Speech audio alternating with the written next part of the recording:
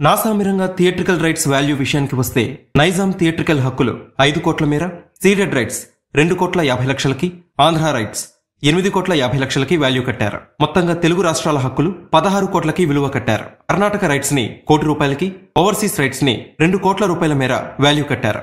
ప్రపంచవ్యాప్తంగా ఈ cinema theatrical rights 19 కోట్ల మేర విలువ కట్టారని ట్రేడ్ వర్గాలు వెల్లడించాయి. నాసామిరంగా సినిమా రకరకాల అంచనాలతో ప్రేక్షకుల ముందుకొచ్చింది. తొలి రోజు గౌరవప్రదమైన ఆక్యుపెన్సీ నమోదు చేసుకుంది. తాజా సమాచారం ప్రకారం మార్నింగ్ షోకి 55% ఆక్యుపెన్సీ, మ్యాట్నీకి 50%, ఫస్ట్ షోకి 55%, సెకండ్ షోకి 60% మేర ఆక్యుపెన్సీని అంచనా వేస్తున్నారు.